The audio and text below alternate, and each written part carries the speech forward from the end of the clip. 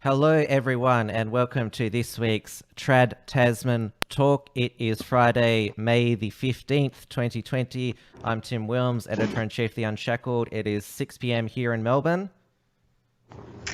And I am Dieuwe Boer of Right Minds NZ, and it is 8 p.m. here in Auckland, and it is good to see you all.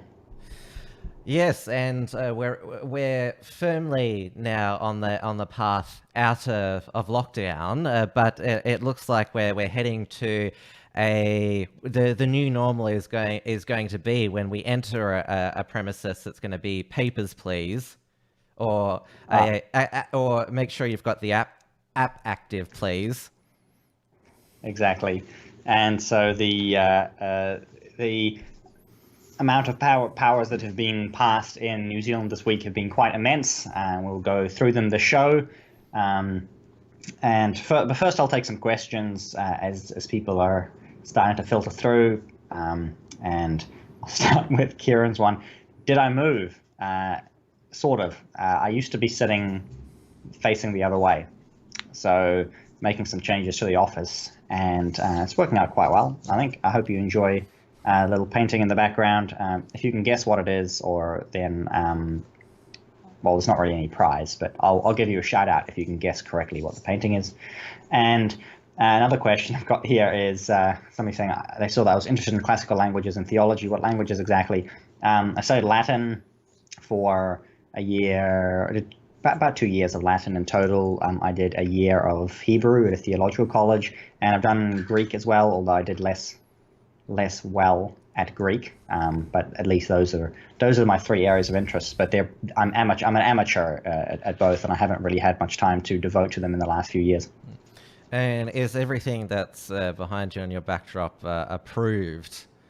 It's okay, carefully selected by Amy. So I see all the anime figurines have disappeared. So yeah, that was at my request, because we'll have nothing, no aesthetics in Unshackled productions, which imply that all you are is just a faceless behind the computer. No, exactly. So I've been putting a book behind my sort of somewhere in the background the last few shows. I'm not sure if it's always been spotted, but so there's still a book there. Eventually there will be a lot of books, but I haven't had time to go through all my books and move. And I have a whole row of books back there. The intent was to have a whole bookcase behind me, eventually the entire wall. That's going to take a lot of time to shuffle stuff around. So, well, I've always had, even though I've sort of added to it from week to week, my settings remain the same with the Austrian economist's photo behind me, and my books there. Nobody's identified any of the books behind me. I know that Titana McGrath on Twitter, she's been looking at people's bookshelves who've been appearing on the news via Skype, looking for any unapproved books. And I'm not sure if she was watching the Bolt Report last night. He interviewed John Hindenrecker from Powerline blog and Center for the American Experiment. He was talking about whether the lockdowns in the United States have actually been effective in suppressing the spread of coronavirus. And there was a book on the shelf. I don't know what the contents of the book was, but it had a swastika on it, which if a few of us noticed it, then I'm sure other people did as well. I don't know sort of how that sort of slipped through the sort of process. Yeah. Quality controls at the Sky News. Even at Sky News, but after you've had a few of these incidents in Australia with people checking to make sure that books are on the approved lists. Of course, in New Zealand, it's less of a problem. We had temporarily a state-approved only books for sale. So if you didn't have any books, you had to quickly buy some to make it look like you had a library. You could only get the ones that were pre-approved by the government, so you wouldn't stand at any risk of embarrassment at all. Fiction was banned, which means you couldn't get during was it alert level 4? That's what you call it. Yeah. Yes. Harry Potter or Lord of the Rings. That's right. But I do believe you could get some approved fiction. So I think The Hobbit, for instance, was okay. Yeah.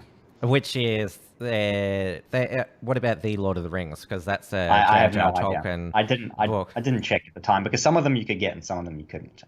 But none of that matters anymore now because it's we've got some massive legislation that basically lets them do whatever they want now. We're going to get into that, but first, before we get into the results of the results of COVID 1984, we should actually have a look at the actual numbers this week and run some comparisons. Is what we've been doing the whole show, basically the last 3 months. So it feels a little bit like deja vu, but we're at the point now where we're having less than one case a day on average this week in New Zealand. So we had 3 days in a row with 0 cases, and then 2 other days with 1 case, and all of the cases are connected to existing clusters. There are 0 people in ICU, and there are 2 in hospital, both in 2 separate Auckland hospitals. And that's it. That's what there is. I'll go through Australia, our current infographic, because as you're aware by now, our federal government is big on the coronavirus infographics. So here it is here.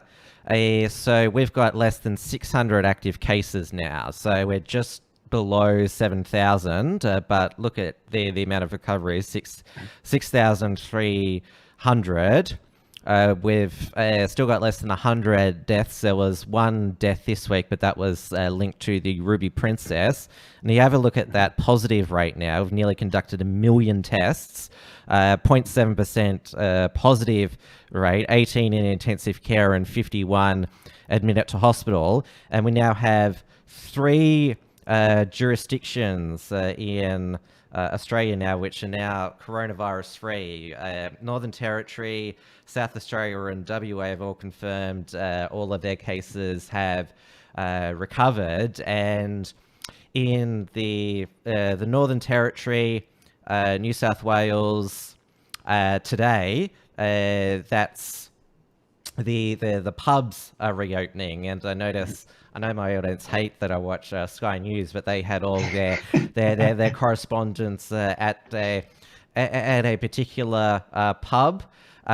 Western Australia on Monday, they're because in NT and New South Wales, it's got the limit of 10, which is, and I know you're down to, what is it, alert level 2. I went through last week. We have a 3-step framework for COVID safe Australia. So this is step 1 here. WA is going straight to step 2 on Monday. South Australia for the moment is only allowing outdoor dining.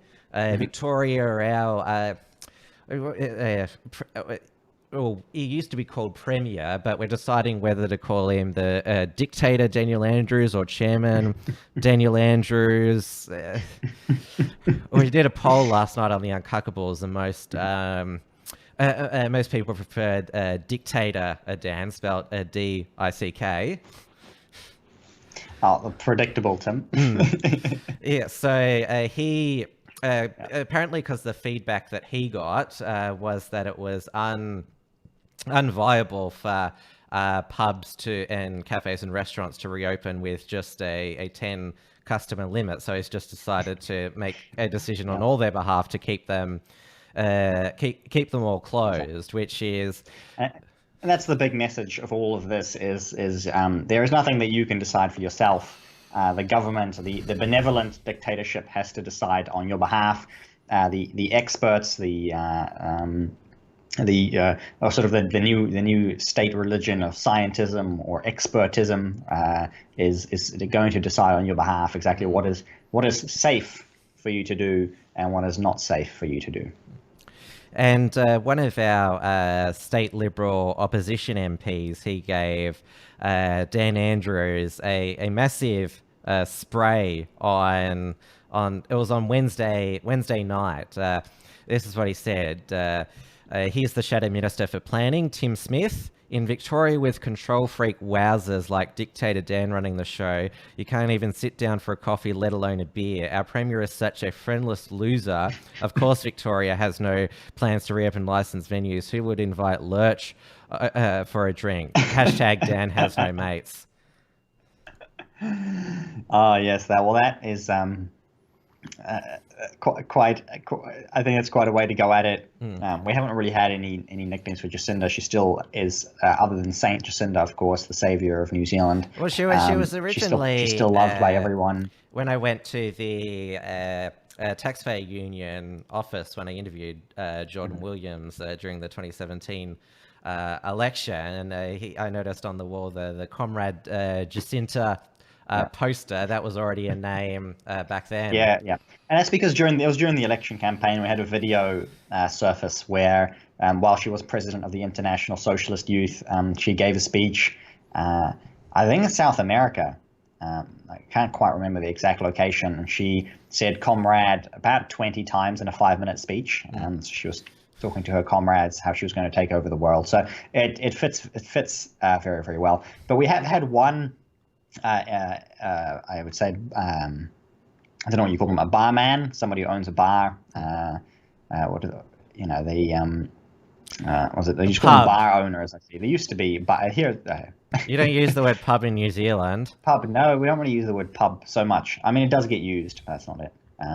I see we have a correction for Jacinda's name. Our glorious leader. Dan Andrews has also been described as the dear leader over the weekend, because I mentioned after when Scott Morrison announced the 3-step framework, Dan Andrews said there'll be no change today, tomorrow, or on Sunday. The rules remain in place until the state of emergency expires on May 11th. So you were banned from seeing your mother for Mother's Day, and there was a Mother's Day protest on the steps of Victoria's Parliament, which was aggressively shut down by Victoria Police.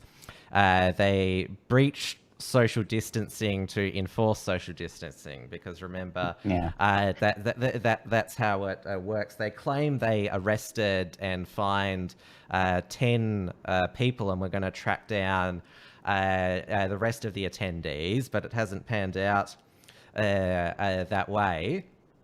I spoke to one of the organisers on my Wednesday Wilms Front program, Thanos. I still can't pronounce his Greek surname, so I'm not going to attempt it. He runs the 99% Facebook group, It's Us or Them, where he is live vlogs have become quite popular. And there's over the weekend in Sydney, there was a mother who, Renee Altaki, who she held up a sign basically stating her rights with her son, and she was arrested and separated from her son. There was a father who was separated from his child in a pram at the Melbourne one. The police just decided to surround and harass him, which was pretty disturbing. Wow. So it was very ugly footage on the weekend, and so I hope that this is what has sort of sped up the lockdown relaxation. Dan Andrews announced on Monday that the state of emergency has been extended till May 31. That you could leave the house for a 5th reason, which is to visit family and friends. You could have 5 visitors to your house, and you can have outdoor gatherings of up to 10. How benevolent. Yeah, I know. So nice of him, but he's like, oh, this is not an excuse to have a rotating dinner party every night. Use your common sense. And I sort of felt like saying, I'll be the judge of what common sense is. Thank you. Well, exactly, right. And they're saying, oh, yes, you should use common sense. Okay, well, why don't you let people use common sense, right? Clearly, you don't believe that anybody has any common sense, and the sense that they have is rather uncommon, because the restrictions and rules they put in place for everybody else are rather have no basis. Really, they do not have any basis in any scientific study or experiment that we've run to say, okay, cool, we've tested this and that, and this many numbers are safe, and these numbers, and this amount of time and this distance, right? None of that has been done. They just make this up. Yeah, that's what it is. And the three jurisdictions that I mentioned that are now COVID-free, WA, SA, and the ANT, they never went to a full house arrest like Victoria and New South Wales and Queensland did. And we've had, I mentioned the Cedar Meats halal slaughterhouse outbreak last week, which I think it got up to about, last time I checked, about 70 cases. There's been an outbreak at a couple of McDonald's in Melbourne's north now. Do you want Corona with that order? That's the sort of one-liner that came to mind when I heard about that. But it's interesting, the state with the strictest, most draconian lockdown is the one that has all these outbreaks. Yeah, and in Europe they've seen something similar. Of course, if you compare the UK numbers to Sweden's numbers, right, there's no evidence that the lockdown has any effect. New Zealand, in a sense, is slightly different, being an entirely isolated nation. It has been possible to completely destroy the economy, trample over everybody's civil liberties, enact the most anti-Christian policies that you could possibly think of, outside of communist China, and then you can eliminate coronavirus. The lockdown can work, if it's done on a small island nation like New Zealand with the kind of force that Beijing would be proud of. Then it works. But in countries that are either very large or have very porous borders, again, there's just no evidence. It's entirely random. Somebody in the chat has said you could meet 1,000 people at one time in one day and it's still legal, right? Exactly, because there's no sense behind any of this. And you shouldn't try to make any sense of it. It's intentionally provocative, you would say, right? It's intentionally confusing to waste your time and your energy trying to make sense of it. Oh, well, we've found, as I was saying, that we were told that the coronavirus could be airborne, and that it could spread so rapidly. Yet it's completely dying here in Australia. When the testing rate goes up, the positive rate goes down, and so it's clear that it's contracted just the same as the common flu is, and it's not as deadly as we were told that it would be, given that we've had nearly 7,000 cases in Australia, only 98 deaths, one who was under 50, and I showed you the hospital figures before, and we keep getting warned about a second and third wave, or there might be a new virus. And of course, the precedent's been set. Whenever there's a new virus we don't know anything about, shut everything down. Exactly. We had it was in the news yesterday. There's a parrot fever outbreak in the Blue Mountains. 3 people have contracted parrot fever. So hopefully that doesn't get out of control. Did somebody eat a parrot? Is that a local delicacy, Tim? Is there something? No, not that I'm aware of. Maybe someone stroked it too many times or in the wrong way. Yeah. You've got a lot of. We talked a little bit last week about the sporting events, the sporting scene in Australia, and I'll go over the one in New Zealand first because it's nice and short. What you can now do is, if you're playing professional sports, you can play like usual. If you're doing community sports, you are down to 10 people or whatever. So you can play like 5-a-side, a game of whatever you want. But don't you dare do 6, else the enforcement officers will come to drag you away. But you could you could play. You're now allowed to play a little bit of sports. And for some reason, professional sports is very, very safe. Casual sports very, very dangerous. Well, the AFL CEO today, Gillon McLachlan, also known as the Gill, he announced that the AFL season would resume June the 11th, which is 2 weeks after the NRL resumes. And so beginning from this Monday, May 18th, there'll be a full-scale return to... there'll be non-contact training in groups of up to 8. And then on starting Monday, May 25th, there'll be full contact training. So players will be able to get physical again on May 25th. And because WA and South Australia have still got strict border controls, the teams from the west and the south, they're going to be in a hub on the Gold Coast. But of course, the condition on going to play sport in Queensland is getting a flu vaccination. And I've spoken to you before about the NRL player revolt over compulsory flu vaccination, which doesn't protect you from getting the coronavirus. That's right. But remember, the premier of that state, Anastasia Palaszczuk, allegedly got a flu vaccination and claimed she didn't feel anything and she was fine. Yeah. I actually saw a story. I don't know if you've seen it. That was from Australia, saying somebody had died 3 days after receiving.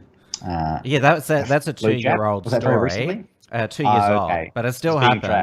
I think the hospital denied that there was a connection between the two. Oh yeah, no, of course. We'll leave it at that and carry on.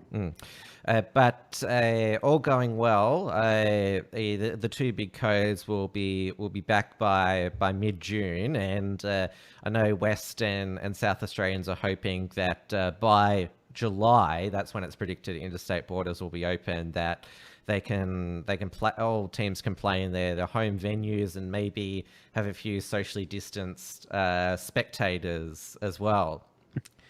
The NRL, there hasn't been much talk about their finances since their problem CEO Todd Greenberg resigned, and it's basically the chairman Peter V'landys he's running it now, who's formerly Racing New South Wales administrator. He gave birth to the Everest horse race in Sydney, which is already pretty big after a few years. And of course, AFL, they've still got chests full of gold. They can survive anything. Yeah. And speaking of chests full of gold, there's a good segue into New Zealand's budget that was announced yesterday, because that's something we really don't have. The big budget that was announced yesterday included $50 billion of spending on some kind of economic. Well, I can't really say it's economic activity. It's basically a slush fund where they're spending on some pet projects, pouring hundreds of millions of dollars into buying literal free lunches for school children. Because we were always taught at school that there's no such thing as a free lunch, but we've got that in. We already got that in Victoria. Free breakfast and lunch.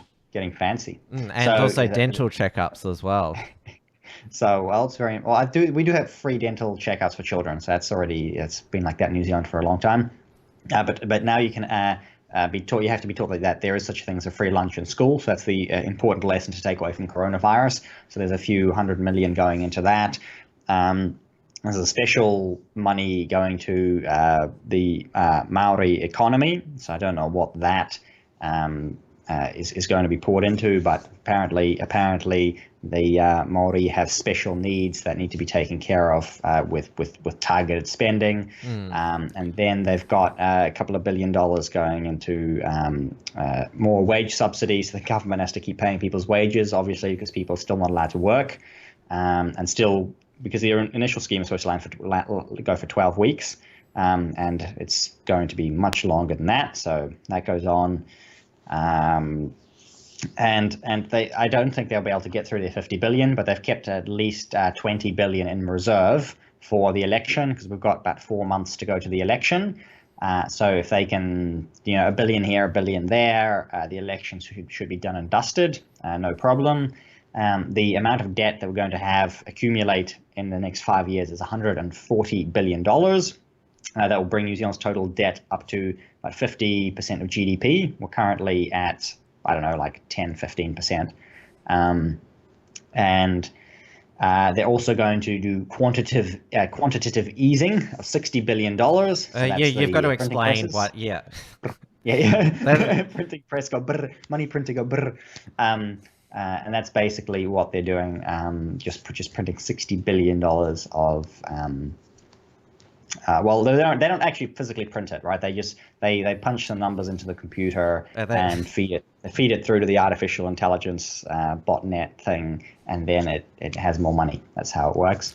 It's kind of complex. You have to have a degree in economics to be able to understand it. So I can't really explain this to you. And also, the other bonus is we're going to have. They're doing all this so that we can have 9.8% unemployment, specifically so that Grant Robertson, the finance minister, can avoid 10% unemployment, because that would be really bad. So the target is to keep unemployment at basically 9.999%, because then it's not like double digits.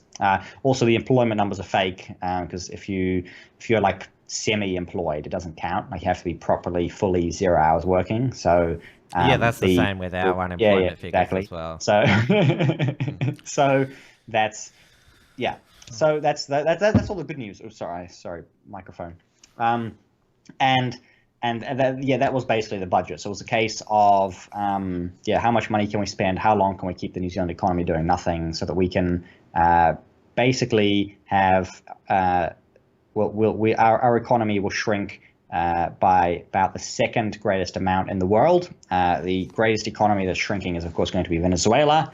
So we're going to be runner-up Venezuela. That seems to be the target. Only just missed out on the model communist nation. Yeah, exactly. So is it being called a super well-being budget? It's already had the well-being budget. They ditched the well-being. There's no well-being anymore. It was called the jobs budget, or rebuilding as well. We will rebuild. It was rebuild something. Rebuilding New Zealand, or something. They're gonna rebuild something, and it's about jobs. That's the thing. It's about jobs. So. That is, I think, better a political slogan for it. I remember our federal treasurer, Josh Frydenberg, back in February, mocked our federal Labor Party for adopting the well-being budget, and he invoked several Hindu meditation references, which he had to apologize for in the end for offending Hindus, which we played it on the Uncackables here because it was obviously rehearsed. And that it was a Dorothy Dixer question from Andrew Hastie, and he launched into this, and he did the whole thing. He referred to the Shadow Treasurer Jim Chalmers, the member for Rankin, and then he had like a graphic of meditation positions that Labor were going to take. Yeah. It was quite humorous, and he correctly pointed out that. All that a well-being budget is just another name for Labor's higher taxes and spending, which is right. Yeah, that's right. Well, there's some good news there. There's no higher taxes, so it's all going to be borrowed, so that my grandchildren or great grandchildren can pay it off as slaves to the communist China, whoever. I'm guessing we're borrowing it from Beijing. It's a good guess. Maybe Japan will be nice and give us some. Who knows? And the good news. I have to give you the good news. I nearly missed the good news on the budget. The light rail. We discussed light rail. It feels like years ago, but it was basically just before coronavirus. I'm sure we're talking about light rail. Oh yeah. It's been thanks to the one good thing that coronavirus has killed has been light rail in Auckland. It's now dead. So there you go. Got to have a silver lining, right? Well, what's it, Chairman Dan, he wants to build more infrastructure, of course, with the assistance of the One Belt, One Road program, which getting financial assistance from China, what could go wrong? Yeah, and that's it's that's the case. Oh yeah, we're borrowing all of this money. Yeah. Where's it coming from? Actually, they haven't said. I haven't seen anybody talk about where the money's coming from. But there's not very many places it can come from, really. When Josh Frydenberg did his mocking of the wellbeing budget, that was in February of this year, when he was still quite confident that he was going to deliver a budget surplus on this Tuesday, but instead he gave a budget and economic update, which was incredibly grim. The budget deficit for this financial year is not going to be a $7.1 billion surplus, but a $100 billion deficit.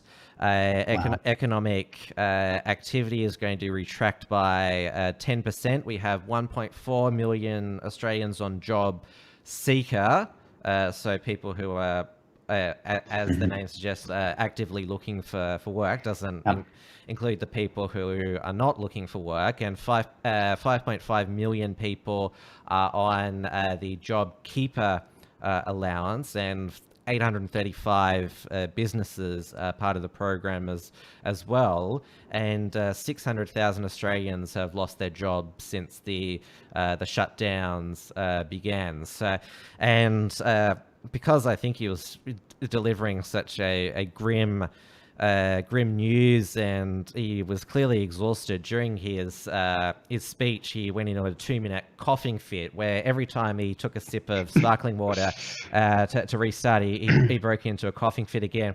And he used his hand originally, but then he remembered, oh, I've got to use the elbow. And but I noticed, because I watched, and then he went to shake everybody's hand after, right? Well, I don't think he did that, but I noticed that next to him at the dispatch box was some hand sanitizer, which I'm like, you need to use that after you've coughed on. But he didn't use it. He still put his coffee hands on the dispatch box, and but he did after he'd finished delivering it, go into self-isolation, got a coronavirus test, which, as I expected, turned up negative, because, well, that's not an uncommon occurrence. No, but now every time anybody coughs, right, it's like suddenly, panic. Can I share?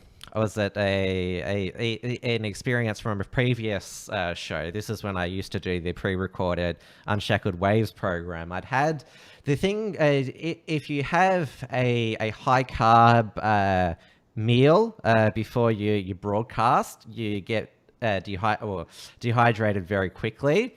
And so I'd had a pizza before I started recording, which is very high in carbs, and I hadn't appropriately hydrated myself. And during the recording, I burst out into a huge coughing fit. I've probably still got the outtake on file, so I don't know, maybe I should dig it up and say this is when you could cough and nobody thought you had corona. It was just very embarrassing. Exactly. Yeah. And this story is the reason why I always drink gin on the show. Got to stay hydrated and avoid coughing over everyone. And of course, gin kills coronavirus as well. We covered that like 3 months ago now. In fact, I was just talking to somebody this morning about the hand sanitizer. They said, "Oh, the hand sanitizer is so liquidy now, the new stuff." And I said, "Yeah, it comes from the distilleries." And they said, "Oh, really?" Somebody, they thought, "It does smell a bit like gin and tonic." And I said, "Yeah, just they take the heads and the tails off the gin, the batch of gin that goes into the bottles into the store, and then they turn the rest into hand sanitizer, and there you go." So. I wonder if that's going to be the new things that young kids buy at the supermarket, since they can't legally buy alcohol, to get a bit of a buzz from, because a food dye and colouring that has alcohol in it, and it's known in Australia for kids to buy those for a bit of alcohol, and of course Listerine as well has alcohol in it. Yeah, I mean, I remember years ago reading cases of basically people killing themselves accidentally with, sniffing hand sanitizer or whatever they were doing with it. So, but, there's going to be definitely going to be a lot of weird side effects, and as well, the hand sanitizer kills all of the all the good bacteria on people's hands as well, and so, including with them staying indoors, we're going to become permanently immune deficient. And have to remain confined to our homes for the rest of our lives. That's a likely, feels a little bit far fetched, but I'm not going to rule anything out at this stage. Or if I told you that this was going to be happening a few months ago, I would have laughed at myself. Well, this was spotted outside a Bunnings in Australia. Somebody put this on the back of their car. No one should be allowed to drive again until there are no fatal accidents for 14 consecutive days. Then we can slowly begin to phase in certain classes of people who begin driving again, but only half the posted speed limit. #safety. Yeah, because seat belts and speed limits, they aren't enough. Oh, and well, it's the case now, right? Like if the primary role of the government is to keep you safe and to stop you from dying, there are great incentives now for massive changes to the road usage. Although it probably will not come to pass, but again, could be cautious saying Maybe. that. They're restricting people in just about every way. It's for your safety. Particularly with how, in a sense, ordinary the coronavirus has been as a plague, as a outbreak of disease. Every 10, 20 years, you get something that's far less dangerous than coronavirus. Every 100 years, you often will get something much worse. Yeah, and this seems to be a run of the mill. Hasn't panned out to be the Spanish flu. No, exactly. So your worst case scenario is just nowhere near as bad as the Spanish flu. In fact, at its worst case now, it's probably going to be as bad as the one from the 50s or 60s. The Asian flu in 57, and the Hong Kong flu in 68. Before we move on, we've got a few super chats that have accumulated in the Unshackled YouTube chat. There's a $5 one from Senator Slayer who says Tim is not gay. Thank you for that statement. And we've got a $20 one from Dano Marsden who sends through a super chat every show now. For 20 Australian dollars. Thank you very much. Evening, good stuff, lads. I do think the lockdown has prevented corona, but it has reduced it. We will now rethink our immigration policy. Well, that's been the silver bullet that has killed the virus, not importing it. Mm-hmm. Yes, well, exactly. And I will read the next one since it's aimed at me. Senator Slayer for $2 Beards looking Chad Boer. Yeah, because you did have a grooming session, facial grooming session before the show. And yep. Yes, I can finally go to my hairdresser again, which happens to just be Amy. My barber. Sorry, Yeah. I have a barber. Sorry, Amy is my barber. She'll be watching the show. And so finally it's legal to, get a haircut again. So it was a little bit annoying not being allowed to get a haircut in your own home, but, it is what it is, right? So. What you were getting at is that with the coronavirus, we're seeing an outbreak of totalitarianism and nanny-statism. This was snapped at, I think, one of the beaches in Sydney. Have I got it? I think I've got it here. No, I haven't. I think I've got I'll get it in a moment. But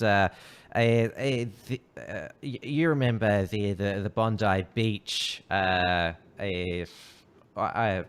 photograph when.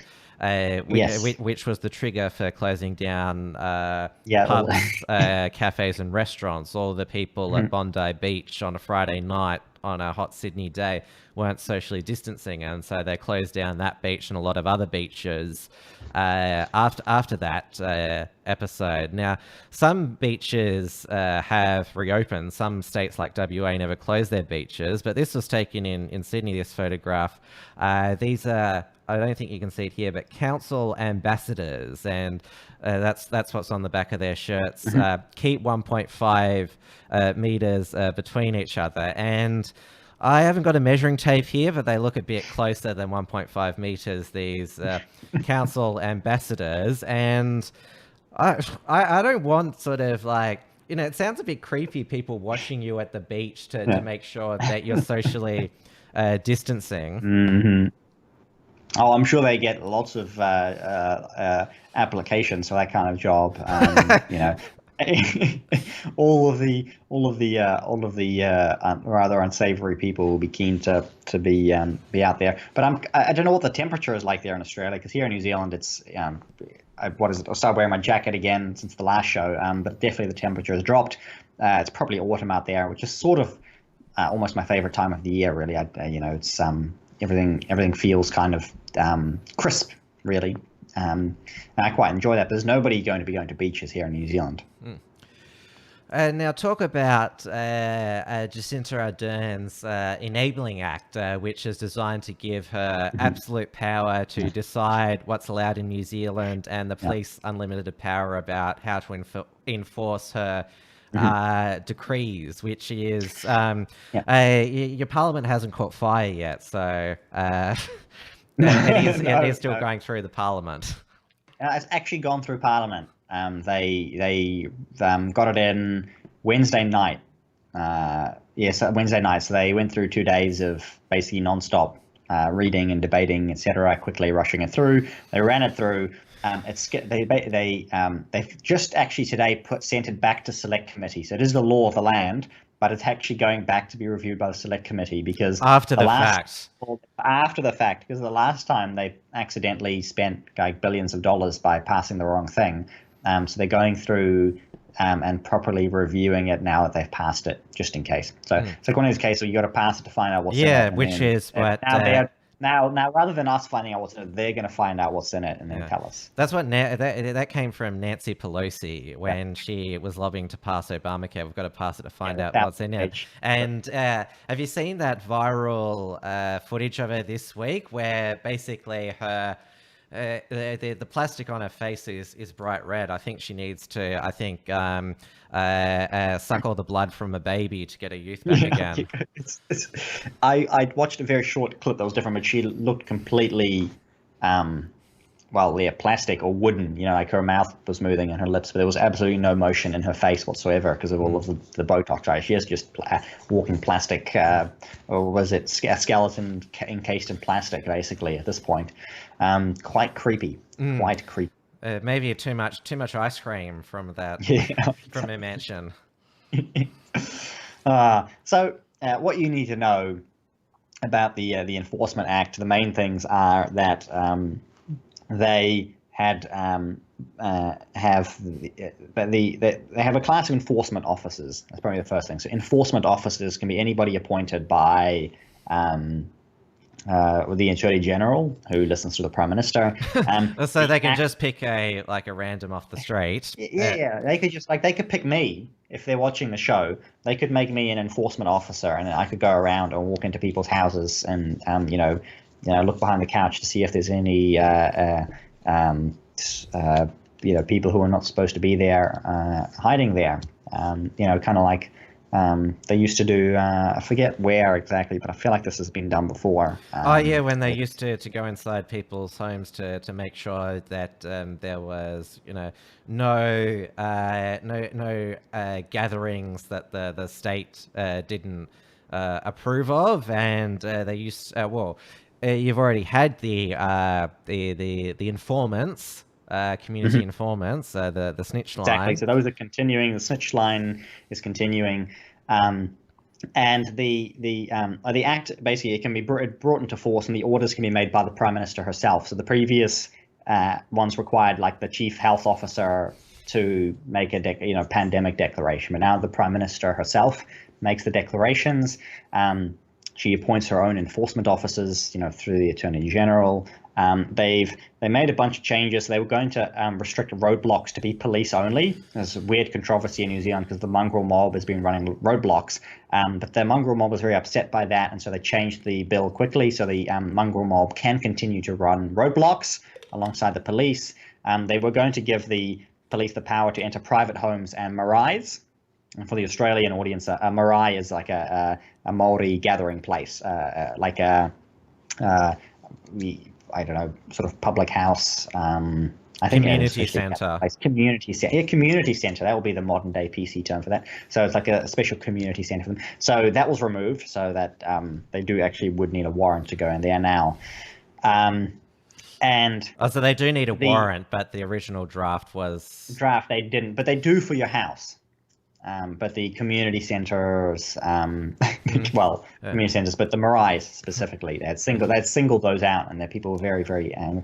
I'm being told that it is the Director General. Okay, I was told it's not actually through the Attorney General, it's through the Director General. Okay, whatever. Who's the Director General?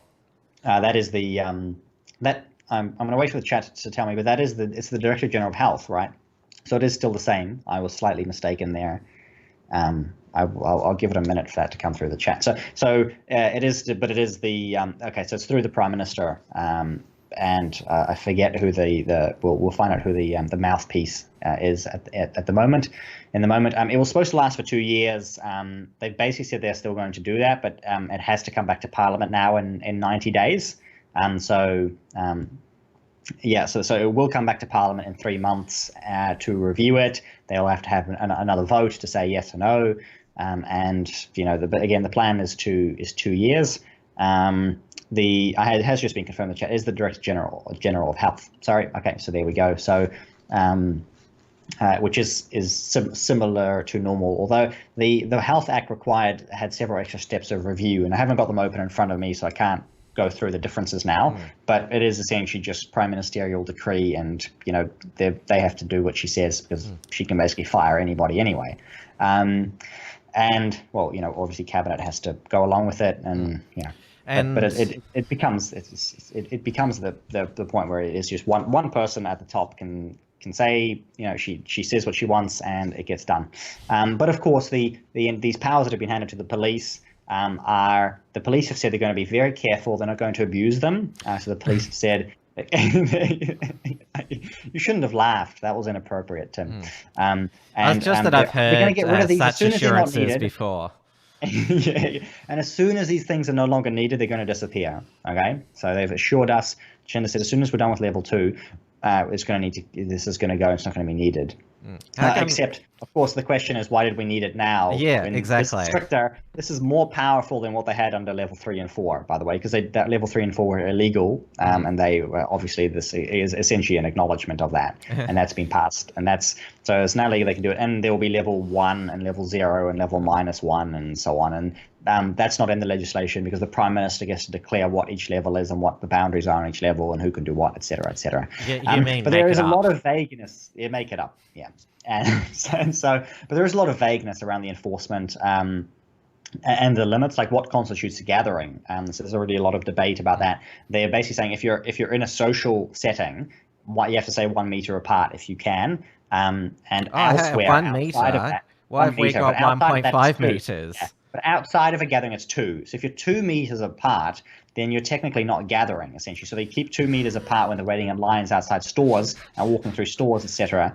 Then you're 2 meters apart. And the reason they can have, lots and lots of people is they're technically not gathering. Then, of course, the question is, well, what happens if you have like groups of people that are 2 meters apart? Do you have a gathering? Like, is that a gathering, or is each individual group a gathering?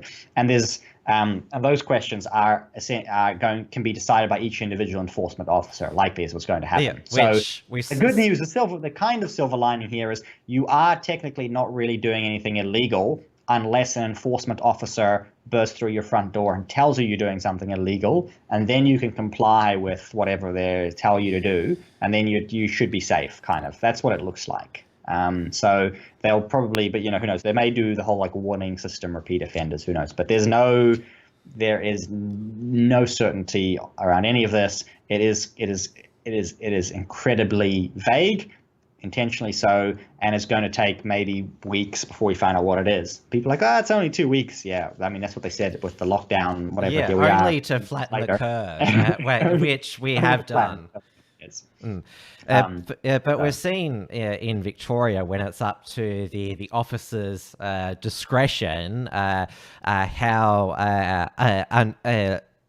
it can they can issue fines that most people would consider lunacy for washing your dirty car when you use your car for work, shipping goods.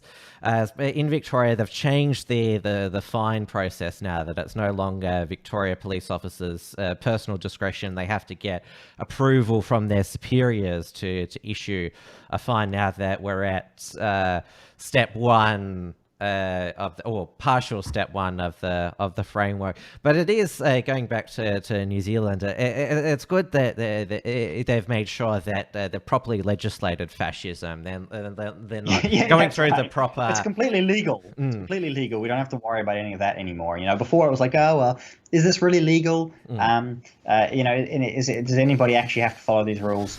Well, the answer now is like, yeah, okay, we're good, we're sorted. We don't have to worry anymore. Everything's completely legal. I see somebody posting the Bill of Rights. No, you can shred that up and throw it in the bin. Yeah, we have a Charter of Human Rights and Responsibilities in Victoria as well. Like that doesn't seem to have been very useful at the moment, given that it's still illegal to protest the government, hold them to account who are making the decisions about your life. And I think people are going to be testing the boundaries of what this is. I talked about the bar owner right at the beginning of the show, who's going to have 100 people in groups of 10 in his bar or in his restaurant. He's a bar owner. He's going to have a restaurant, because if you're serving food, you're okay. If you're primarily serving alcohol, you've got to wait until next week. Yeah, well, that's the case in New South Wales with their pubs. So you have to be in for a meal to get a drink, which is sort of, you can't just go in and get a frothy. Yeah, but he's going to have 100 of his friends, so-called friends, around and have a big party. It's unsure how that's going ahead, but that would theoretically all be fine. Again, he could be, you could have an enforcement officer who doesn't like him could go in there and just tell everyone to go home anyway. You'd have to listen. You've got the Apostle Bishop Brian Tamaki, who's been mentioned on the show before, the leader of Destiny Church, who is a very controversial figure in New Zealand, and I'm going to leave it at that. He's announced he's going to have a massive church service this Sunday, and he's going to recommend to stay in their cars, kind of like what he did before when the initial restrictions came in. He's going to tell people to stay in their cars.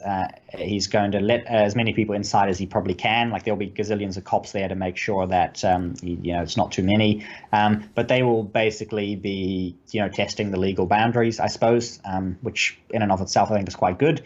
And the police will probably tread quite carefully, which is wise, because I noticed in Adelaide on Tuesday, some.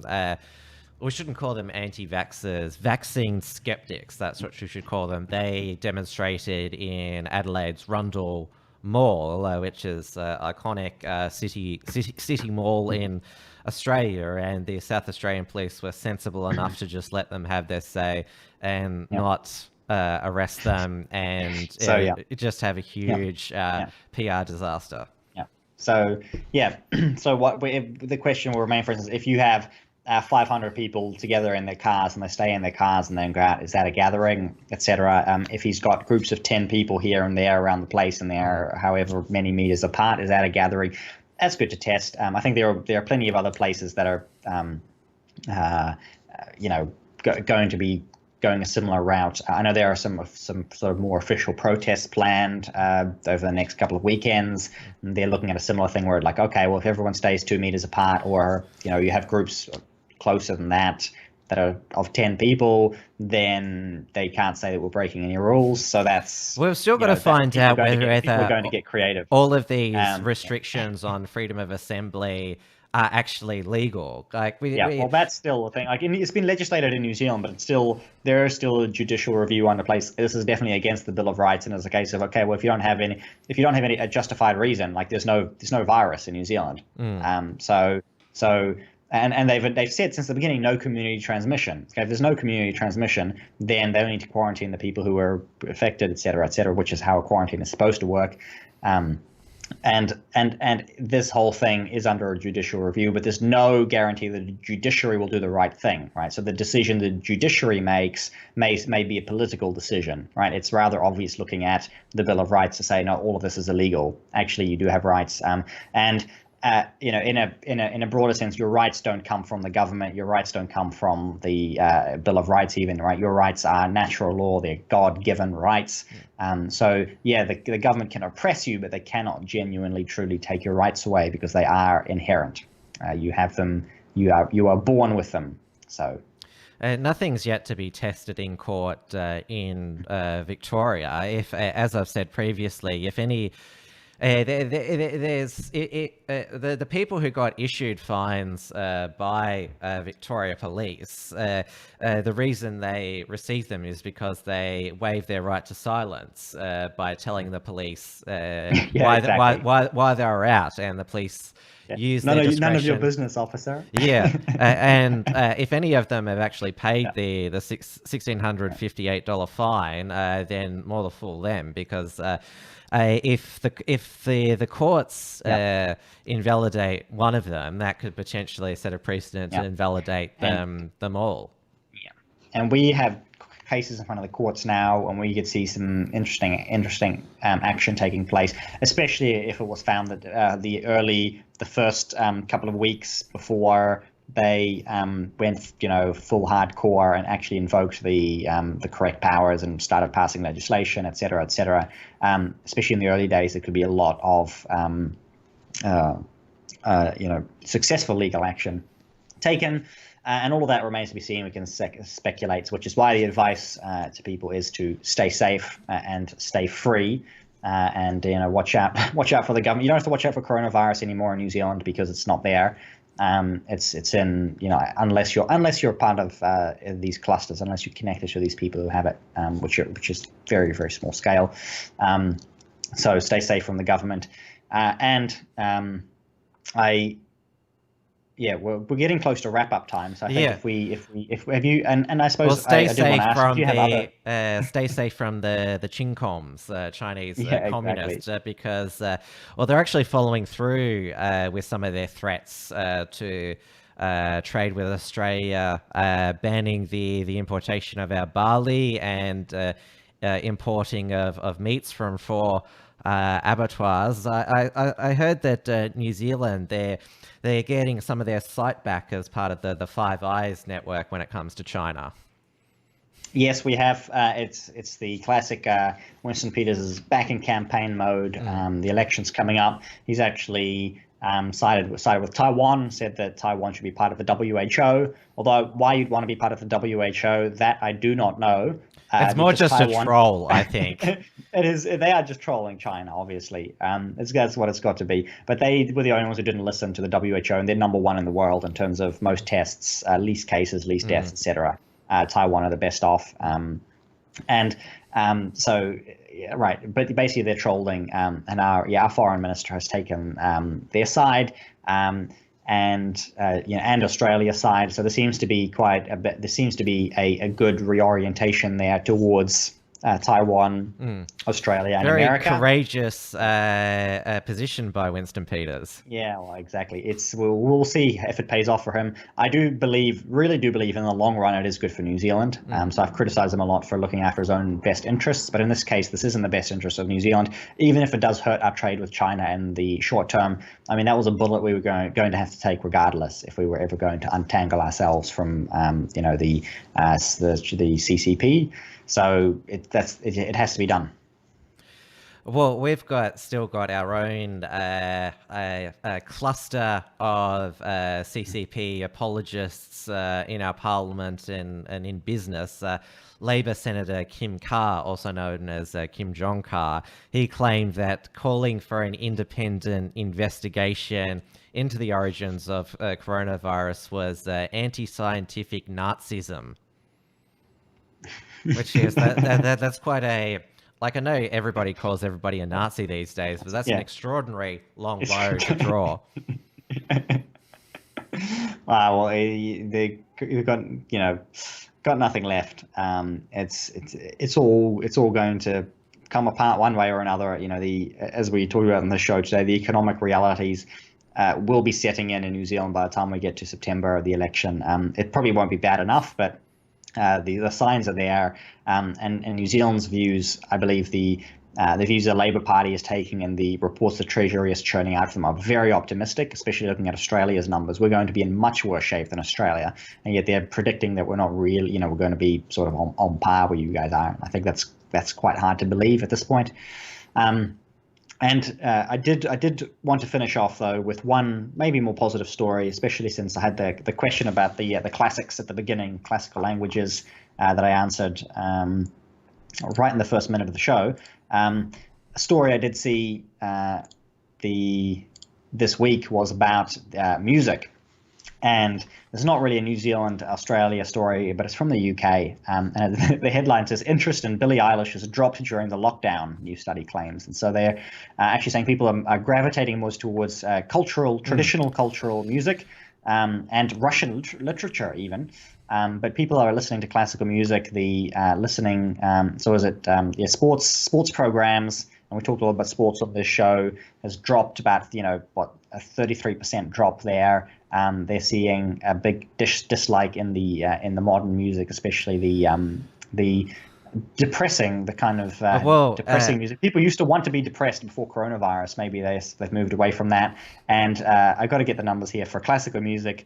Up 13%, blues and jazz up 9%, and people are looking for more meaningful things to listen to, people who haven't completely succumbed to despair, and that's a step in the right direction. They haven't quite got to the final destination, but if they're doing classical music and jazz and reading Russian literature, they're taking slow steps in the right direction. James Fox Higgins, he published an essay. It's on the unshackled.net about one of Billie Eilish's film clips from last year, where it looks like she's giving birth to Satan, and he called it probably the most demonic New World Order anthem there is. So you picked probably the probably perfect example of contemporary music that people are moving away from. Right. Yeah. Well, that's. I really do hope that, and that's actually the same reaction I had when I first saw any. I saw like a 10-second clip from Billie Eilish that my wife showed me, and it was probably about a year ago. She's like, "Oh, this." I saw the name come up. I'm like, "Who's that?" I was like, "Oh, this." And I listened to 10 seconds of it. And I'm like, "Man, that's satanic. That's demonic." And I see that James Fox Higgins had the same reaction there, so that's good. And good to see people moving to more wholesome and more traditional forms of music and entertainment. And I do hope that lasts. That could be a real positive long-term effect if it is. And then something good will have come from all of this badness, all of this misery. And I think that's a happy note on which to end this episode of Trad Tasman Talk. And I'll give you the final word before I've got to go. Yep. So as I said to my audience on Wednesday, I've cut back on my live shows. So I'm doing 3 nights a week now. So I'll be next on air Wilms Front 6:30 p.m. Melbourne time on the YouTube and D Live channel. Uncockables is back to once a week 8:30 p.m. Melbourne time on the show YouTube and D Live channel. And of course Trad Tasman Talk rounds out the week at 6 p.m. Melbourne time, 8 o'clock Auckland time on the Unshackled and Right Minds YouTube channel. And later tonight, of course, Dear Beltran and Friends is on 8:30 p.m. Melbourne time on her channel. There is no What's He On About Now by Logan Spalding this week. He'll be back next week at the later time of 7:30, so we don't need to sort of rush up in case we're going overtime, which we've got that little bit of leeway there. We had Logan on the Uncuckables last night, which was fun since he's not on there this week. James Fox Higgins, he was back with his live show this week. He's also cutting back on his weekday lunchtime show just to 3 days a week, and he's also working on a rejigged Foxy Fridays variety show, which he's also asked me to do a segment for. So that's a nice little project as well. And I'm just going to finish off with maybe some sort of brainstorming out loud. There's so much US stuff to talk about at the moment with Obamagate and Tara Reid. I'm just going to put the sort of feelers out there. There could be room for a Atlantic show in the alt media schedule, just to talk about maybe US, UK, European politics, because it certainly does. I think our audience would like us giving it a bit more scrutiny, because I'm not sure if you've been following Obamagate with the unmasking of those conversations, but it's should be way more scandalous than CNN and The Guardian are making it out to be. Oh yeah, well, they're running cover for their people, right? That's the way if they still to a certain degree control the means of dissemination of information, although they are losing their grasp on it slowly. They will hold on. They will hold on till the very end. BuzzFeed is out of Australia and the UK now, so that was a thing we celebrated yesterday. So. Coronavirus is it's making the mainstream media quite sick and killing a few of them off outlets off. So that's a positive thing. Absolutely. Very good. Well, even better news to end the show on. Thank you everyone for watching. It's been good to see you all in the chat, and we hope to see you back next week. And until then, stay safe and stay free. Good night.